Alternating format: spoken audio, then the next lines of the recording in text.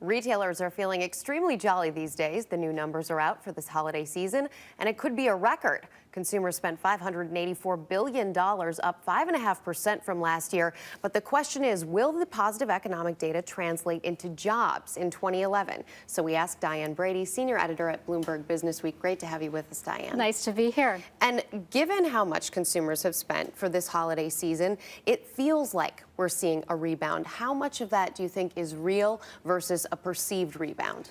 Well, I think it is a real rebound, and one thing that's interesting is you see a lot of indications that people are actually buying for themselves. So it's not just holiday shopping, it's kind of me time, which is very good news because it shows that people are confident that they're going to keep their jobs if they have them, a little more comfortable about housing. Whether that's actually, turns out to be true is another question.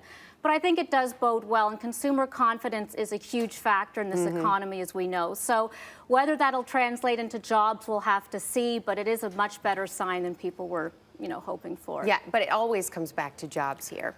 And the fact of the matter is, like you said, people feel more confident that they'll keep their jobs. But the question is, for that 17% or so of Americans who are unemployed or underemployed, what can they expect next year? 2011 is going to be looking better, but it is still, we're obviously, you mentioned 17% being underemployed or unemployed. Those figures are not going to go down a lot next year. What we're going to see is we're going to see a lot of hiring with temporary workers. At one point, people think a quarter of the U.S. workforce could be temporary.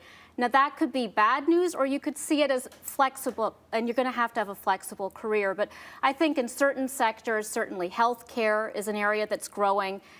Sectors where you have a lot of education, computer services, for example, there are going to be pockets of job growth, but the reality is that it's still a sluggish economy, and companies are reluctant to hire, and when they do hire, they tend to be hiring on contract. What we have seen, however, is that more companies are on the lookout for people to hire. So like you mentioned, healthcare is a big space, temporary workers and retail workers, as a result of this holiday season, we're hearing could maybe even hire some of those temporary workers full time next year. I think that will happen. At a certain point, you have to bring people on the payroll, especially if you start wanting certain types of skills, you have to offer those people a job. What's happening is you're seeing this growing divide in the country.